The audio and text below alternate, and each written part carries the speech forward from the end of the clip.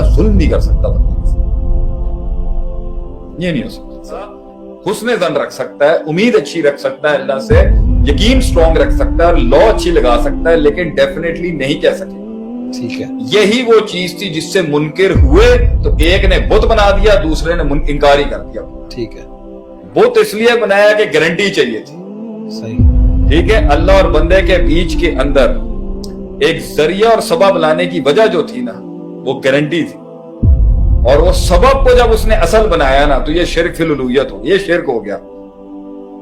اس نے اللہ کو عبادت کر کے اس پہ اندیکھے پہ یقین کرنے کے اوپر اور ساری زندگی صبر کر کے اپنے آپ کو مستقل مزاجی سے عبادت کی راہ میں گامزن کرتے ہوئے سارے اصولوں کا کل جز اور ساروں کا اصول کا رکھتے ہوئے اللہ کی تابعداری اور استطاعت کرنے کے اندر جب وہ تھکا ہے, جب وہ کمپلیکیشن نہیں سمجھا ہے, جب علم بڑا ہے, معاملات کھلے ہیں, جنگیں بڑی ہیں, وہ چاہتا تھا اس کو جواب مل جائے کہ میں کیا راضی ہے یا نہیں تو, اس نے بت کھڑا کر دیا.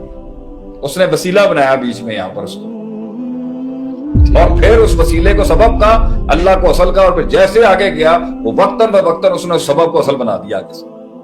اور اس نے گارنٹی مینیفیسٹو دی وہاں پر کہ میں کہہ رہا ہوں تیرا بیڑا پار ہے. تو جب انسان سننا چاہتا ہے کہ اسے پتا چلے میرا بیڑا پار ہے, انہوں نے اس طرح سے توحید میں شرک کیا. اور انہوں نے کیا کیا, انہوں نے کہا بھائی میں یہ ٹینشن میں جانا ہی نہیں چاہتا, اندیکھی والی, وہ دہری ہو گئی. ایک افراد یہ کھڑی ہے بھائی میں یہ سپر نیچرل والی ڈومین میں جانا ہی نہیں چاہتا, اور تم کہہ رہے ہو میں 40 سال ایسے زندگی گزاروں کہ ابھی تک مجھے پتا ہی نہیں ہے, میں 40 سال امتحان دوں اور رزلٹ پہ بھی ڈن نہیں ہے, اور اشارے کنایوں میں پتا چلتا رہے گا کہ یہ عذاب ہے یا نہیں ہے, رحمت ہے یا نہیں, میرا بیڑا پار ہے یا نہیں ہے. میں 40 سال وہ کہتا ہے بھائی مائنس ہی کر دو. انہوں نے مائنس کر دیا, اس نے جسم کی شکل دی دی, اس نے سبب بنایا, وسیلہ بنایا, اس کو اصل بنایا, اور اسے گارنٹی لے لی وہاں سے.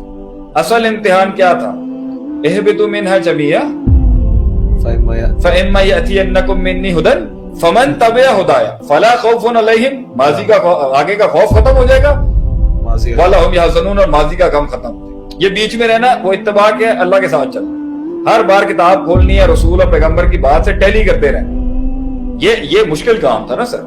اس میں کبھی آیت آ جاتی ہے, کبھی ہم قرآن کھولتے ہیں, کبھی آیت آ جاتی ہے جو ٹوٹلی ہمارا نگیٹ کر رہی ہوتی ہے, اور بندہ کہتا ہے یار تو توبہ کر لینا بندہ اس وقت. کچھ توبہ کر لیتے ہیں, کچھ کہتے ہیں وہ ڈھونڈو جس سے میں صحیح ثابت ہو رہا ہوں.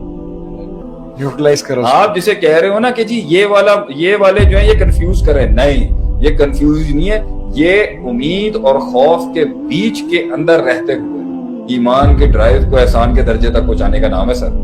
اور یہ رہے گا پوری زندگی. اور یہ تو جو لوگ خوش فہمی میں بیٹھے ہیں نا کہ ہمیں یہ بچا لے گا, ہمیں وہ بچا لے گا, ہمارا بیڑا پار ہے, ہم ٹھیک ہیں, میتھس والے بھی اور سپر نیچرل کو جنہوں نے جسمانی شکل دے کے اس کی عبادت دروازے کی شکل دے دی, اس سے گزر جاؤ, دروازے سے گزرے یا کہیں سے بھی گزرے, وہ جتنے پوری دنیا کے اندر جتنی میتھولوجیز کھلی ہوئی ہیں, سکون سب کو ہوگا کیونکہ گارنٹی, اس کو گارنٹی ملی ہوئی ہے بھائی کہ اس نے کہہ دیا, اس کو گارنٹی ملی ہوئی ہے کہ میں میتھمیٹیکلی ٹھیک ہوں, میری میتھمیٹکس کے مطابق میں نے کوئی جرم نہیں کیا, میں ٹھیک, میں نے کسی انسان کا حق نہیں مارا, میں ٹھیک, میں نے درخت لگا دیے, میں ٹھیک, میں نے اخلاقیات کا خیال رکھا ہے, ٹھیک ہے, میں نے سوری تھینک یو ویلکم لوگوں کو کہہ دیا, میں ٹھیک ہوں, میں جنت میں ہی جاؤں گا.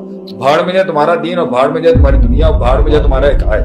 وہ بھی ایک, اور وہ کیا کہتا ہے, وہ بھی یہ کہتا ہے بھاڑ میں جائے تمہارا عقائد, مجھے اس کی گارنٹی لائیو مل رہی ہے, مجھے ایک جسمانی گارنٹی مل رہی ہے یہاں پر, میں یہ چھوڑ کے, اس لیے یہ زیادہ بکتا ہے.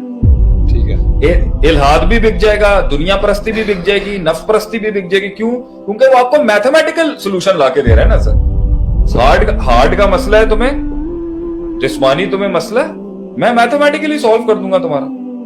سود لو, قرض لو, سود دو, پیسہ بناؤ, گل ختم.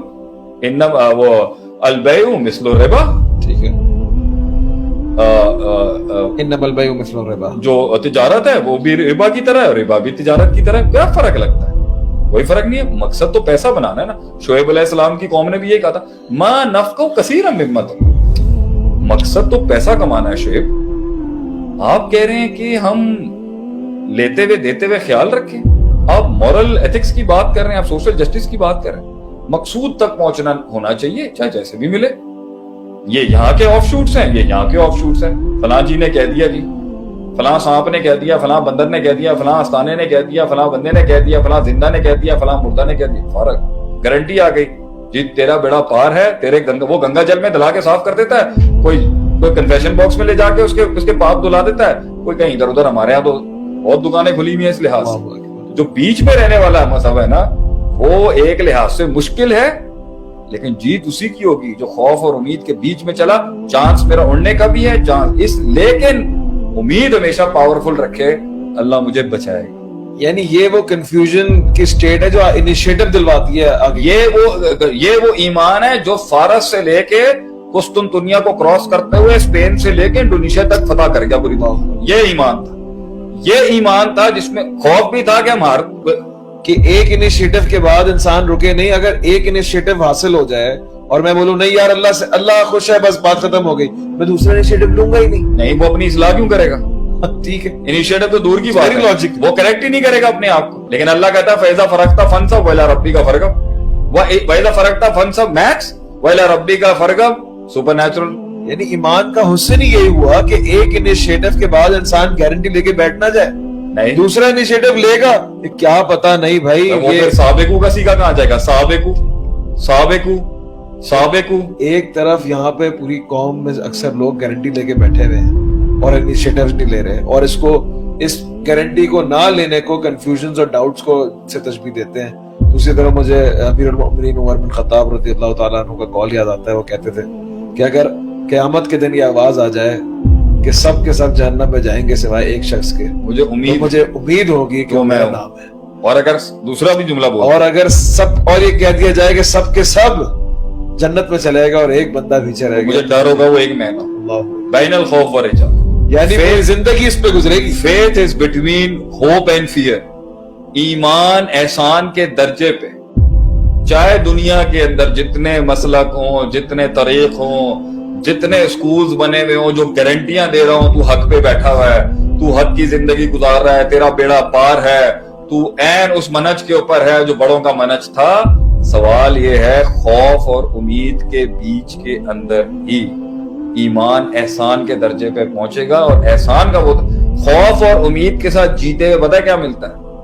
رویت الرحمن.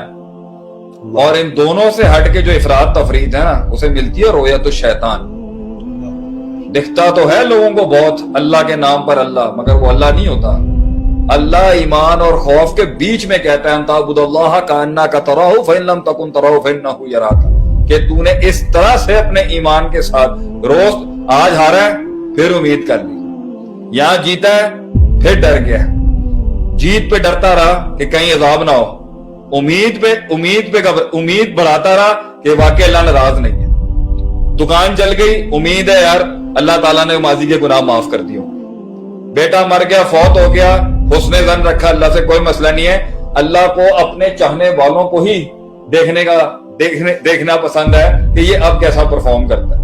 یہاں پر 5 لاکھ کی ڈیل ہو گئی, فوراً صحابہ دولت جب دنیا سامنے صحابہ رونا شروع ہو گئے, یار اللہ ناراض تو نہیں ہو گیا؟ اللہ کی سنت نہیں ہے کہ پہلی باری میں دے دے کسی کو اس طریقے سے. 13 سال ہم نے وہاں مار کھائی ہے, پھر ہم نے جنگیں لڑی ہیں آگے, پھر جا کے دنیا کی چابیاں ہمارے سامنے آئی ہیں, اس میں بھی ہمارے اپنے کتنے شہید ہو گئے. تو یہ کیا ہو گیا کہ پہلی باری میں اٹیمپٹ کیا ہو گیا, اور ہو سکتا ہے اللہ نے واقعی تیرے لیے پہلی باری میں رکھا ہوا تھا.